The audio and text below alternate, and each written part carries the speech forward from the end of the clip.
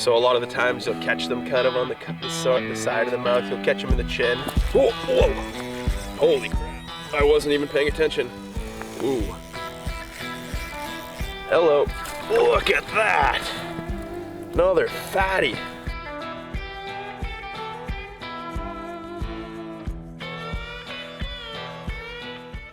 Hey everybody, what is up? And welcome back to another episode of Fishing the North. I know what you guys are probably thinking. Hey Jaden, this is a fishing video.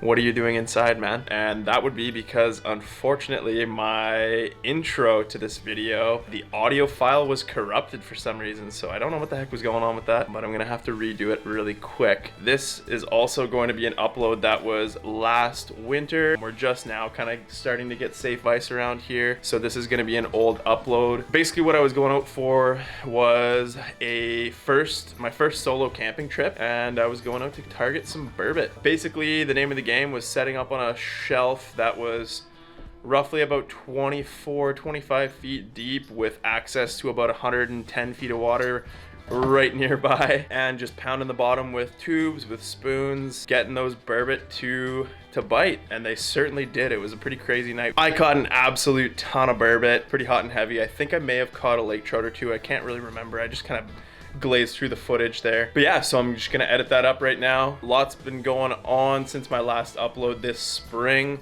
when we went out for rainbow trout on Manitoulin. One of them is this crazy man, Buck. Hey puppy. We got a pupper. This is Buck. He's a little yellow lab, and he's gonna be our little hunting dog and our fishing companion. Right now he is 3 months old today, and we've been doing a lot of training with him. Buck. Hey puppy dog. He's starting to get pretty good with his commands, like sit and all that stuff, so it's been pretty awesome. We got a lot of other big news that's going to help out our mobility. I'm not going to get into that too much because I'm probably going to do a dedicated video on that. A lot of big things have been happening, so you guys hopefully will enjoy this video. It is pretty awesome. I don't know how I didn't edit this last year, but it's good because I don't really have a ton of footage from anything this year because, like I said, the ice was super late. I didn't get out for the Lake Nipissing opener like I normally do, like I always get out for, just because there wasn't safe ice. It was really dodgy. So anyways, this intro is getting really long and drawn out and probably really boring for you guys because I'm just sitting inside doing nothing. So like I said, enjoy the video, enjoy the burbot, and hopefully if the weather cooperates here, I'll be out for them shortly this year. We'll catch you guys on the ice. Alrighty guys, we are out here. Middle of the lake. Lake is to ourselves. We've got nobody. This is perfect. I almost could have taken the four-wheeler out here. There is maybe 3 inches of snow. There's just enough to keep the runners happy. I'm about to punch my first hole. I don't think I ever updated you guys about this, but I savaged my StrikeMaster Light Flight. What ended up happening was I snapped the head off. So as you can see, there's some welds on that there. They're looking okay. This is gonna be trial by fire here, so I've got my fish finder set up exactly where I want to be, just in case it's my one and only hole, because there is a chance of that realistically. I do have faith in it though, you know. It looks like it's a normal light flight, and I squared it all up and everything. My brother tack welded it on there, and then we double checked, triple checked, and then he put the proper beads, but gotta lay a coat of paint on it yet. I guess I still have to try it and make sure it actually works. That's kind of the most important part. So I'm gonna set you guys down. I'm going to get a GoPro on my noggin, and I think I'm gonna get a hole drilled here ASAP because I want to see if these fish are up shallow. Even if they're not, I'm probably gonna set up shallow overnight, and if they aren't up here right now, then I will probably go drill some holes out in the deeper water very tentatively because that auger is kind of scares me. So anyways, we made her out here. As you guys can see, got the Scandic full of gear, and we're here. Not gonna lie to you, it looks pretty freaking mint. It looks pretty freaking mint. So I'll show you what we're on here. It's really not the greatest of map here. We should be in about 17 foot of water. So, let me kick a bit of a hole here, see what we got. I'm assuming there's gonna be a slush layer.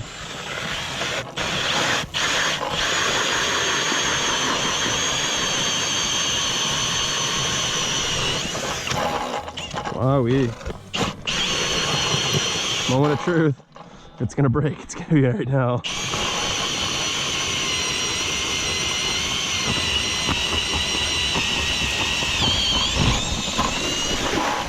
Wow. There's a lot of ice. I am almost maxing this out. I don't see any cracks in the weld, and it's cutting true. I think our botch job, our salvage, worked. I'm gonna learn from my mistakes and not leave this thing drilled into the ice. All right, guys. So I've got a 36-inch medium heavy. 36-inch medium heavy. This is a 13 fishing Microtech walleye rod, actually. It's got a little subtle tip. It's a pretty fast action rod, but it does load up really nice. So you can really absorb a lot of those nice head shakes. Also get some really strong setting power. So a big thing to do when you're fishing for anything, check your drag.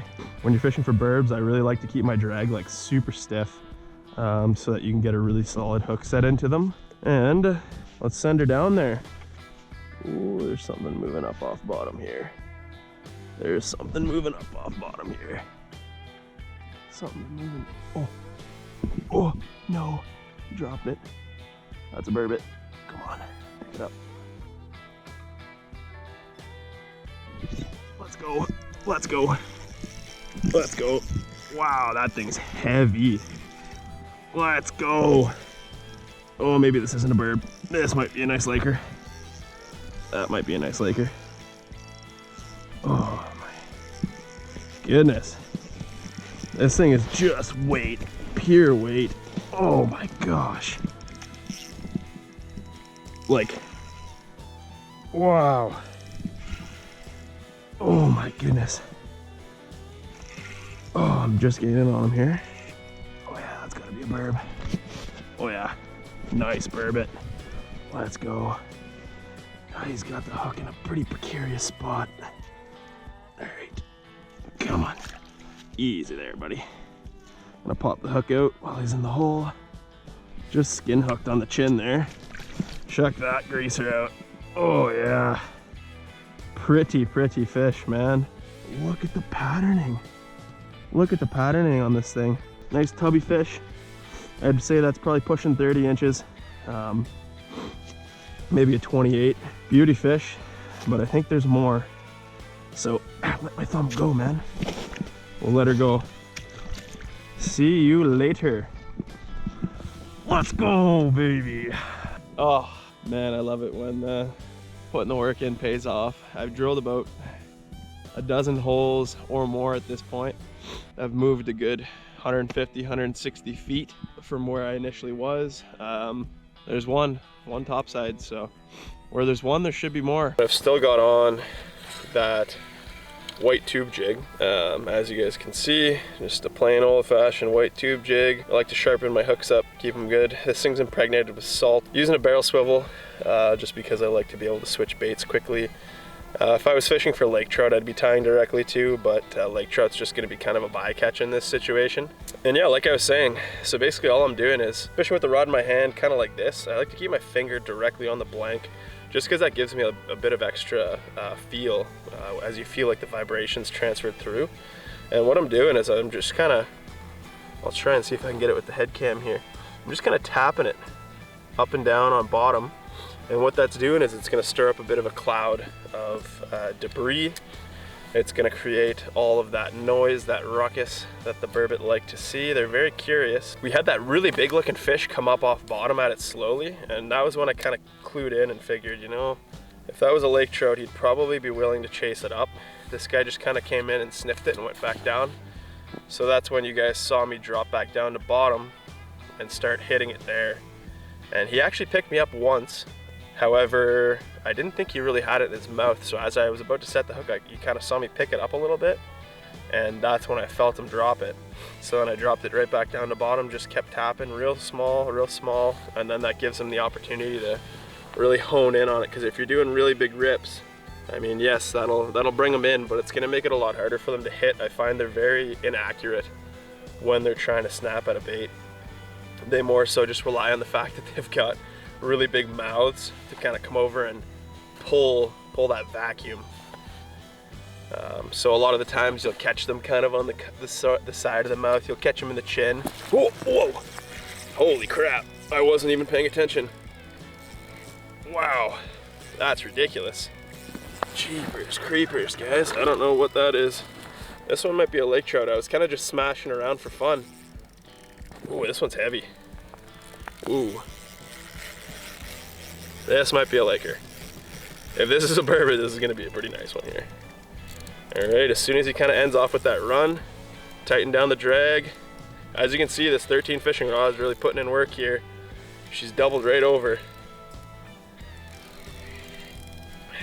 Always tighten down your drag when it's your turn to pull the fish. And if you feel that tension just get too much, always loosen it off and let the fish do the running. This, I think it's a burbot. It's just kind of loafing around. Whoa, whoa, whoa. Yes, sir. Wow, did he ever woof that? Wow. Okay, okay, all right. Open your mouth back up a little there, bud. Give me your cheese. Hello. Look at that. Another fatty. And this guy woofed it. Holy. Do you think he wanted it? Do you think he wanted that? That was gone. Look at the size of that burb. That's a thick one. A little bit shorter than the last one. Came up quite a bit easier. And you can see, still got a nice fat belly on her.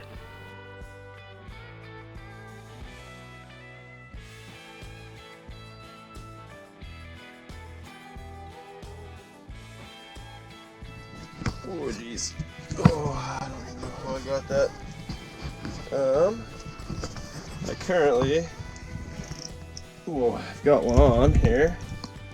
I don't know what the heck it is, but man, has it ever done some runs. I'm thinking it's a laker. It has done some freaking runs, man. Been fighting this fish for about 2 minutes now, maybe a minute. More so just trying to get this darn GoPro going here. Yeah, we got some bubbles there. I don't know if you guys saw that. That's a sure sign of a lake trout. Sorry, the filming for this is gonna be terrible. I've got a, wow, what is it going? Alright guys, sorry for the break-in footage here. I just got this laker out of the ice. Ended up being a lake trout as I predicted. Smoked the tube jig. I would say it's probably like a 23 incher, maybe a 22. Not a super big guy. Easy there, bud. Relax. Okay, okay, okay. I'm gonna try and pop that hook out. Barely hooked. Just a light hook. And yeah, you can see he's pretty broad. Gorgeous looking fish. However, I'm going to get her back. Look at that. She's spitting up. I'll have to check that. It might be smelt. Alright, let's get a good release on you. See you later. So she spit these up here when she was up at the top of the hole. And that is indeed what those are. Those kind of look like rainbow shiner. Or they kind of look like shiner. However, these are indeed rainbow smelt. One key factor is if you open up their mouth, sorry guys, I can tell this is already foggy, they've actually got little serrated teeth. And this guy has them. What'll we smelt? Cool. Well, not too bad. Got a nice little laker and a few burbs. Not a bad day at all in my books. And boom, let there be light. So, as you guys can kind of see from the GoPro angle here, I have, oh, there's something there. I know what that is. Something small, it looks like. I currently have a tube jig on, still, whoa, hello, oh, air bubble. Darn. So I've still got that tube jig on. Got the floor mats in place there. I kind of have somewhat of a time lapse of that. Got everything popped up, everything tied in, and what was that out there? I don't need that getting wet. I got everything kind of tied down, and I put all the wind anchors on just for good measure. Alrighty guys, so I literally just let that lake trout go. I put my little splitter guy in there for my light bars. Those are the Hog Outdoors light bar system. It just runs off a 12-volt battery.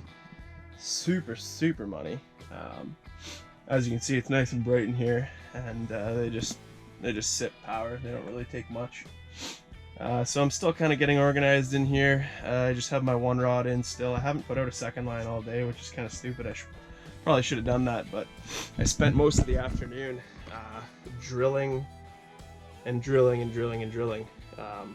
the end of the evening here, before I set up, I drilled about 35 holes, and I didn't measure it, but I'm imagining we've got about 30 inches of ice here, and that was off of 1.5, well, I can tell you how much here,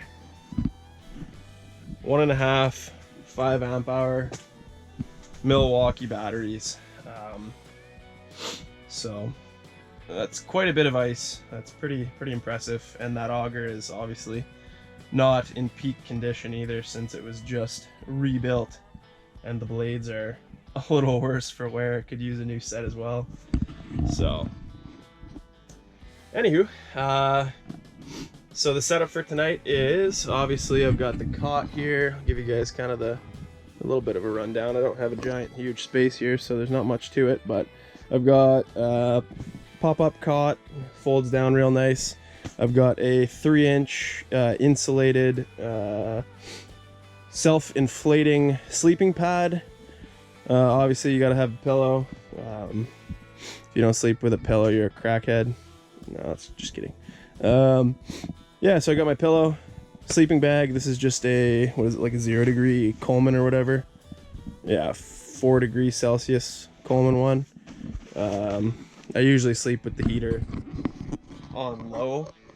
I'm not sure if you can peep it or not, but right in that little pocket there, that ventilated pocket, is a portable carbon monoxide detector. I know these little buddy these big buddy heaters and little buddies, they've got the low oxygen shut off. So you've kind of got the double safety, the low oxygen shut off, and the carbon monoxide detector will yell at me if it's getting crazy. Haven't had it go off yet, and this is my 4th time camping, so fingers crossed on that one. So for my heater here, just to save a little bit of space, I know that in these otters you can run the propane outside, but when it's cold out, I like to flip a milk crate upside down, and then you can tuck the hose through it and then up and around, and it just keeps the unit kind of all in one space there, and it's quite stable. So the less horizontal floor space you're taking up, the better. It's better to not have them sitting side by each. If you can stack stuff vertically when you're in such a small amount of square foot, it makes quite a big difference. So then, other than that, I've got my couple of bevies that I got at the South River Brewery, and I don't think I've tried any of those ones. I've had a few of them before, but these ones all sound absolutely delicious, so I'll be sure to give my recommendations. It sounds like it's snowing. It is snowing. Crazy. Good thing I tarped everything up. So yeah, other than that, I've got, I think it's a 70-liter Mastercrap Canadian Tire Special tote there. As soon as it's below plus 37 degrees Celsius, the plastic is brittle as all hell, and it just snaps. So as you can see there, that stupid lid's all smashed to crap. And I mean, it keeps it watertight still, but it doesn't hold on too well. It does have these little cutouts though for bungee cords, so that, I guess it's got that going for it. They knew it was a piece of crap to begin with, so they gave you an alternate. Yeah, other than that, the 70-liter totes there, they fit pretty perfectly underneath the cot, which is money. So I just, that one I usually have a little bit of my food and stuff in there. I think I've got my spare Dakota lithium battery, just a couple other things, my Crocs. I'll take my bibs off here shortly and mosey on into my Crocs there. It's supposed to only be -12 tonight, so it's going to be pretty balmy. And there's no slush or anything, so this floor will just dry right up. It's pretty slick there once you've got the right conditions. I know it looks like a mix match of crap here on the floor, but it is what it is. I was at the old crappy tire there, and these mats, they only had a selection of, I think, one of every color that they sold, so it was either no floor or a mix match looking puzzle floor here. And, that's what I got. So I got some silver, I got some gray, and I got some kind of light gray, and then in the corner over there there's black, and then behind me is like seafoam green. So I got the whole mix match rainbow in here. Just ridiculous. You gotta stock more of them, man. I really haven't eaten anything all day, and it's 6:45 p.m. so I probably should stab something into me there. Not really sure what I'll have. I've got quite the choice now, since I haven't eaten any of my meals that I allotted myself, so we'll see. Hopefully this spot pays off. Like I said, I just got that one lake trout. It's already pitch black out, so who knows, maybe I'll be catching some overnight lakers. That'll be fun if we can do that. So yeah, I'll put you guys down and continue unpacking my mess here. Oh yeah, baby. Oh yeah. Burb o'clock, baby. This guy is, curious to get a measure on him here. There we go. That's a 27.5-inch burb. You guys can see over there. Real fat guy. Bye bye. I think I'm gonna be in for a fun evening here. This is shaping up to be pretty sweet already. This is everything I could have asked for sure. So we're currently 6:58 p.m. there. We got the deucer down. Currently there's nothing I'm marking on bottom at the moment, but I bet you if I jig here for a second, there's probably one down there.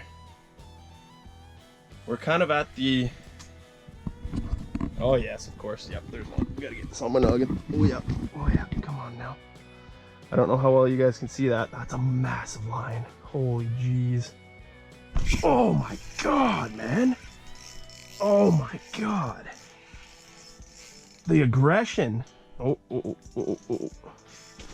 I'm in the deucer. I'm in the deucer. Get out of the deucer. Wow, man. This is not even 30 seconds after releasing that last one. Beep. So that hook was poking out there. You can imagine as they barrel roll, just how bad that'll hurt when it buries in past the barbie and your finger's just hooked and this guy is just wrestling in circles. Beautiful, beautiful looking fish. This guy is maybe only like a 24-incher. There's nothing special about this guy, just a small one. We'll let her go. And I should be getting hit here shortly. There he is. There he is. Just a fat pig. Just a fat pig. Just a beast. Gorgeous patterns on it too, like just beautiful. Let's get her back. Whoops. She went past the hole, Jim. Head in. There you go. Talk to you later now. What? That is the weirdest bite. 24, 25-incher. Nothing super big, but a fatty. Just a beauty. Alrighty guys, it is time for me to put the camera away and get everything packed up and loaded in the sleigh. So this brings to an end my my little overnighter for Burbot. Ended up with we got one lake trout yesterday, and we ended up with probably, I don't know, somewhere in the neighborhood of 20-25 Burbot probably. Which is fairly decent, but the majority of them were yesterday, so today was a bit of a write-off. Kind of sucked. It was just miserably windy and snowing all day long, and just wasn't good for moving around, so I chose to stay in the hut, and obviously that didn't pay off for me. But ended up catching a couple fish at the end, showing you guys the rest of my lures that I like to use. So hopefully you guys enjoyed the video. If you guys like the video, you guys know what to do. Scroll down and hit that like button. It really helps out the channel. And yeah, I'll catch you guys in the next video. Thank you for watching. Peace.